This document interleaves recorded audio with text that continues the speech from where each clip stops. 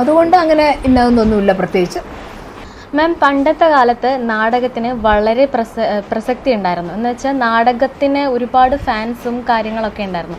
അത് പിന്നെ ഒരു കാലത്ത് താഴ്ന്നു പോയി, സിനിമാ മേഖലകളിലേക്കും മറ്റുമായിട്ട് പോയി. ഇപ്പോൾ ഇതാ വീണ്ടും നാടകങ്ങൾ ഉയർന്നു വന്നുകൊണ്ടിരിക്കുന്നു. അപ്പോൾ ആ ഒരു സഞ്ചാരം അല്ലെങ്കിൽ താഴ്ചയിൽ നിന്ന് ഇപ്പോഴത്തെ ഈ സമൂഹത്തിലേക്ക് നാടകത്തിൻ്റെ ഉയർച്ചയെക്കുറിച്ച് മാം എങ്ങനെ അത് നോക്കിക്കാണുന്നു?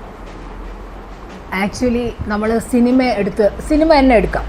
ഒരു ഡയറക്ടർ ആവട്ടെ, ആക്ടേഴ്സ് ആവട്ടെ, അങ്ങനെ നമ്മൾ സിനിമയുടെ തന്നെ, സിനിമയാണ് എല്ലാവരും ഏറ്റവും മുകളിൽ കാണുന്ന കാര്യം. വിഷ്വലാണ്, എത്ര കാലം കഴിഞ്ഞാലും അതിനകത്തുണ്ടാവും. അതുകൊണ്ട് തന്നെയാണ് അതിൻ്റെ ഏറ്റവും വലിയൊരു പ്രസക്തി. അപ്പം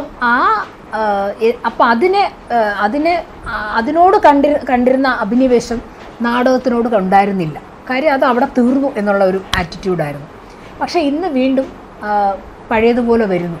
എന്താണെന്ന് വെച്ച് കഴിഞ്ഞാൽ, ഇതൊന്നും അല്ലെങ്കിൽ ഞാൻ പൊതുവെ പറയുന്നത്, നമ്മൾ ഏറ്റവും വലിയ ഡയറക്ടേഴ്സിനെയും ഏറ്റവും വലിയ അഭിനേതാക്കളെയും എടുത്ത് നോക്കിക്കഴിഞ്ഞാൽ നമ്മൾ മനസ്സിലാക്കാം. മിക്കവാറുമുള്ള ഡയറക്ടേഴ്സിനെയൊക്കെ ഞാൻ സംസാരിക്കുമ്പോൾ അവർ പറയും, ഞാൻ പണ്ട് നാടകം ചെയ്തിരുന്നു, അല്ലെങ്കിൽ തിയേറ്ററിൽ നിന്ന് ഇറങ്ങി വന്നവരായിരിക്കും, തിയേറ്റർ പഠിച്ചിറങ്ങി വരുന്നവരായിരിക്കും, അല്ലെങ്കിൽ അങ്ങനെ എന്തെങ്കിലുമായിട്ട് ബന്ധമുള്ളവരായിരുന്നിരിക്കും. അങ്ങനെയുള്ളവരാണ് പിന്നെ ഈ മേഖലയിലൊക്കെ വന്നത്, എഴുത്തുകാർ പോലും.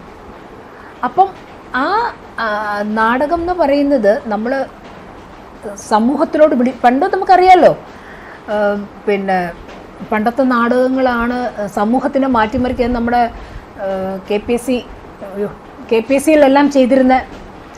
പി സിയിൽ ചെയ്തിരുന്ന നാടകങ്ങളെല്ലാം സമൂഹത്തിനെ ഉദ്ബോധിപ്പിക്കാൻ വേണ്ടിയിട്ടുള്ളതായിരുന്നു. അങ്ങനെ തന്നെ നടന്നിട്ടുണ്ട്. ജാതി വ്യവസ്ഥ എല്ലാം മാറ്റിമറിച്ചതെല്ലാം അതിൽ കൂടെയൊക്കെയല്ലേ. അപ്പോൾ അതായിരുന്നു. പക്ഷെ പിന്നെ അതങ്ങ് മാറി, ഈ പറഞ്ഞ പോലെ സിനിമയായി. പക്ഷെ വീണ്ടും വരാൻ കാര്യം എന്ന് വെച്ച് കഴിഞ്ഞാൽ,